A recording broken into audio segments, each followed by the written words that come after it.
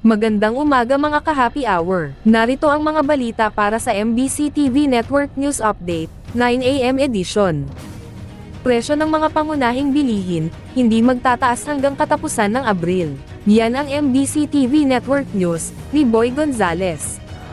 Tiniyak ng Department of Trade and Industry o DTI na manatili ang kasalukuyang presyo ng mga pangunahing bilihin hindi lamang hanggang Abril 16 kundi hanggang katapusan na ng buwan ng Abril.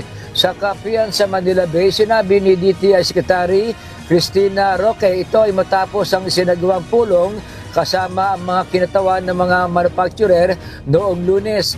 Sinabi ng kalihim na pumayag ang mga manufacturer na huwag munang galawin ang presyo ng mga produkto sa kabila ng epekto ng patuloy na pagtaas ng presyo ng petrolyo.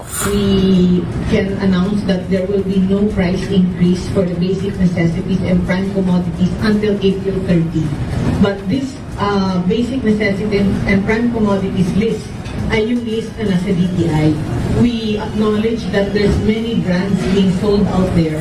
Kabila sa mga produktong sakop ng kasunduan, ang sardinas, corned beef, meatloaf, tinapay gaya ng Pinoy pandesal at ilang produktong panlaba tulad ng sabong panlaba pati na iba pang mga basic commodities.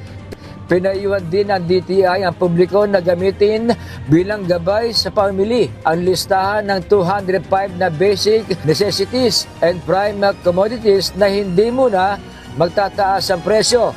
Tiniyak ng ahensya na patuloy nitong babantayan ang presyo ng mga pangunahing bilihin upang maprotektahan ang mga consumer laban sa posibleng pagtaas ng gastusin sa araw-araw. Para sa MBC TV Network News, ito si Boy Gonzales, una sa Pilipinas, una sa Pilipino.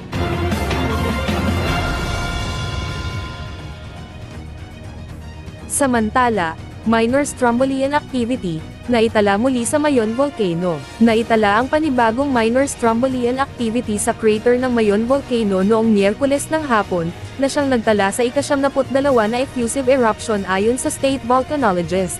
Batay sa close-up footage ng Philippine Institute of Volcanology and Seismology, mababang antas ng pagputok ang naitala ng Mayon Volcano Observatory bandang alas 5:50 ng hapon.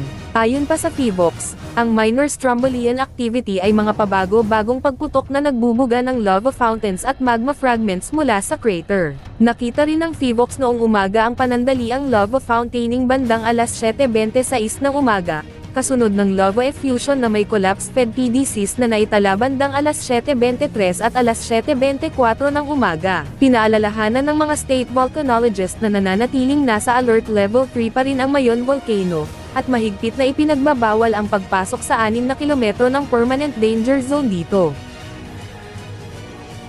At yan ang mga balita para sa MBC TV Network News Update, 9 AM edition. Abangan ang mga susunod na balitaan mamaya, para sa 10 AM edition.